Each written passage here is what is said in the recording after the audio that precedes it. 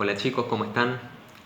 Como ya les anticipé en la plataforma Go School, este va a ser el primero de 2 videos que van a tener para ver esta semana. La idea es que sean videos cortos y breves. Algunos de los temas de los que voy a hablar ya están en el dossier teórico que también les cargué en la quincena anterior en la plataforma y que tienen que tenerlo a mano porque todavía lo vamos a usar. En este video vamos a retomar como tema a la estructura dramática, que es el mismo tema que veníamos trabajando en la quincena anterior, ¿sí? Con la diferencia de que, esta semana vamos a trabajar sobre 2 elementos de la estructura dramática que no son el conflicto, que es el que habíamos trabajado en la quincena anterior.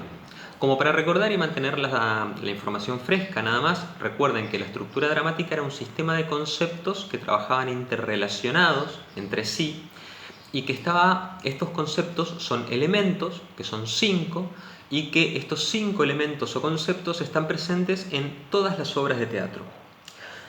Tanto en las obras de teatro escritas como en las obras de teatro que vemos en el escenario, digamos. La semana pasada trabajamos con uno de estos elementos que era el conflicto. Vimos cuál es el concepto de conflicto y cuáles son los 3 tipos de conflicto que existen. Esta semana vamos a comenzar con el sujeto de acción y vamos a seguir con el entorno. Y ahí vamos a completar 3 de los 5 elementos. Nos van a quedar para la próxima quincena otros 2 elementos que son la acción dramática y el texto. Pero vamos a lo de ahora. Vamos a comenzar hablando de sujetos de acción. Es un concepto bastante sencillo. El sujeto de acción es aquel ser al que le pasan las cosas o el que realiza las acciones en una historia, en una obra de teatro. En toda obra de teatro se va a contar una historia y en esa historia obviamente pasan una serie de cosas y esas cosas le tienen que pasar a alguien, ¿sí? Le tienen que pasar a algún ser. Este ser al que le pasan las cosas es el sujeto de acción. También este ser, además de que le pasen cosas, realiza acciones. Y con esas acciones que realiza puede estar haciendo que le pasen cosas a otros sujetos de acción.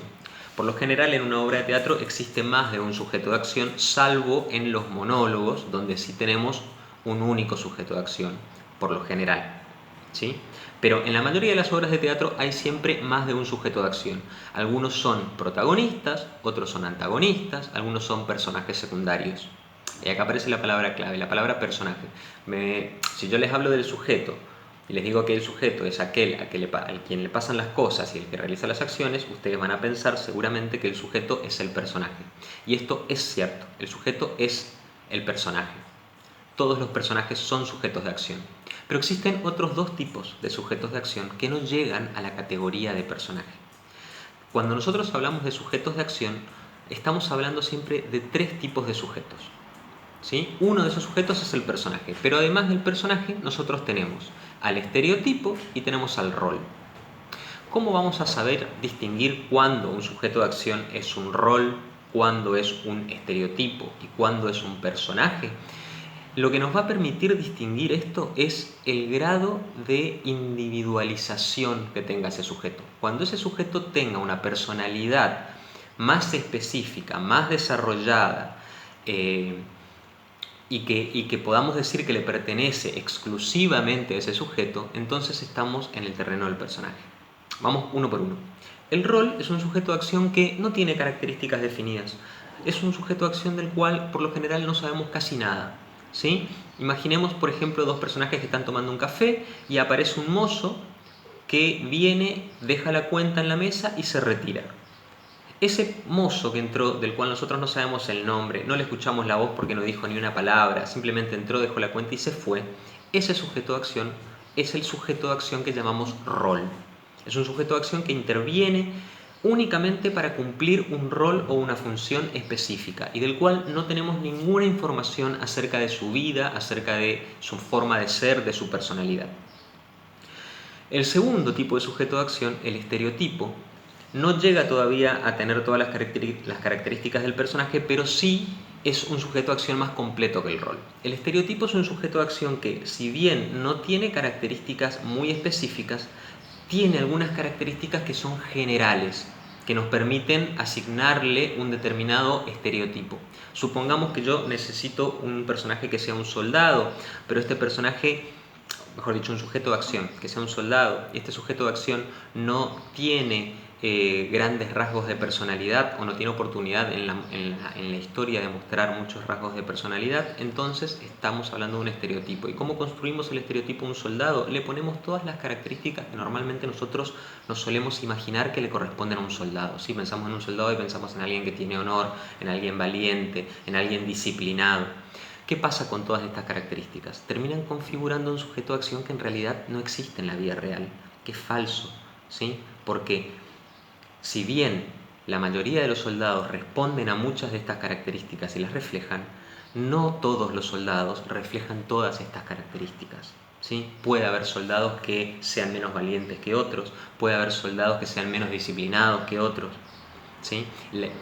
La diferencia entre un soldado estereotipo y un soldado personaje es que el soldado estereotipo está conformado solo por esas características generales que se supone que todos los soldados deben tener, y el soldado personaje va a tener algunas de estas características generales que se supone que los soldados deben tener, pero a la vez vamos a conocer mucha más información de él que nos va a permitir identificar a este soldado con su personalidad única e irrepetible y distinguirlo de todos los demás soldados.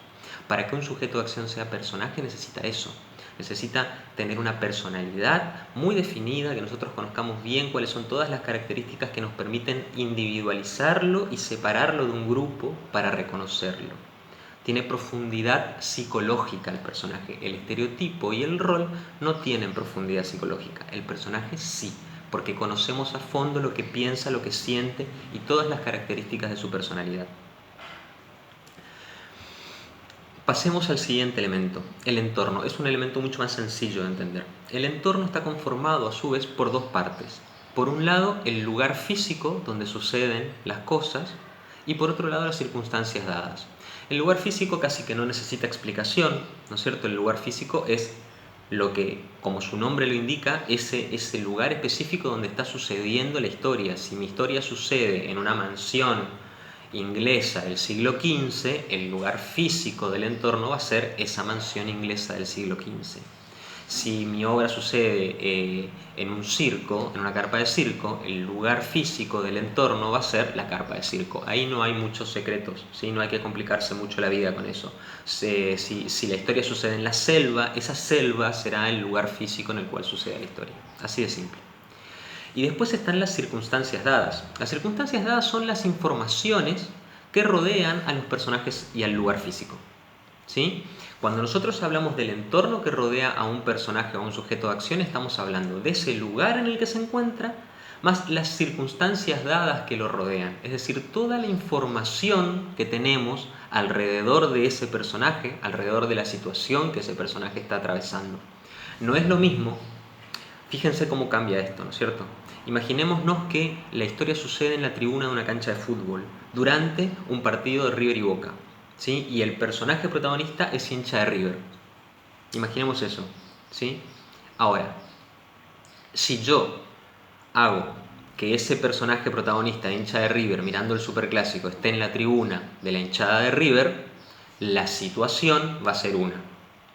Si yo cambio un elemento y simplemente digo que ese personaje está camuflado y está metido en el medio de la barra brava de Boca, está en la misma cancha, mirando el mismo partido, es el mismo personaje con las mismas características, pero en lugar de estar en la tribuna de River, está en la tribuna de Boca, camuflado, la situación entera cambia porque cambia el entorno, porque cambian las circunstancias dadas, la información que rodea al personaje.